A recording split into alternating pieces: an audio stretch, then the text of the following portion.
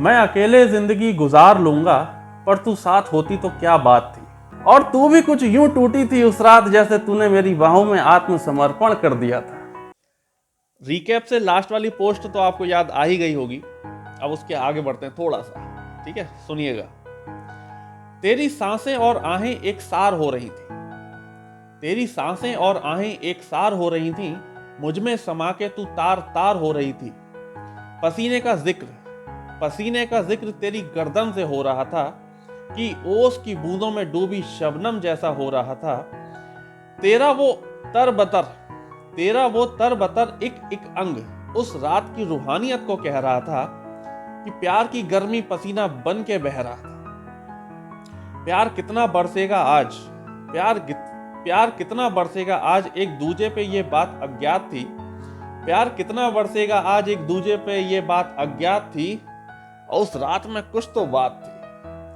कमरे में बड़े नाजुक से हालात थे, क्योंकि मैं और तू एक साथ थे। हल्की सी प्यार वाली सिसकियां थी, एक दूजे में समाये थे, पर कुछ इश्क वाली झिझकियां थी। कि धीरे धीरे रात ऐसे बढ़ रही थी, जैसे दो तारों की बारात चढ़ रही थी।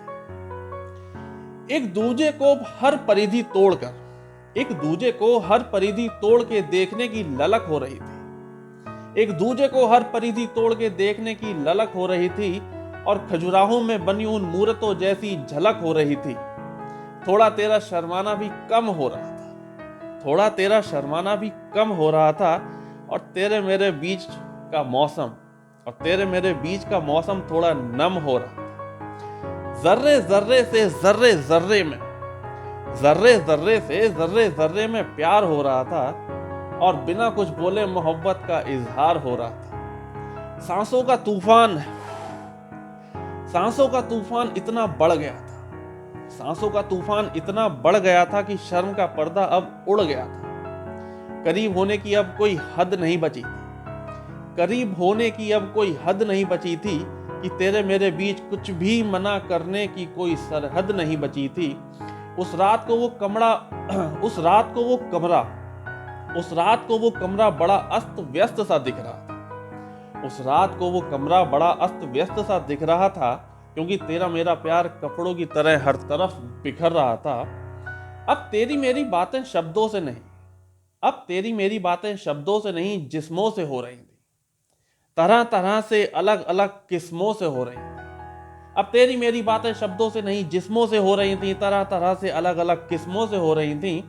और हम दोनों एक दूसरे की बाहों को अपने गले का हार कर रहे थे। और हाँ, उस रात हम प्यार कर रहे थे। कैसी लगी बताइएगा।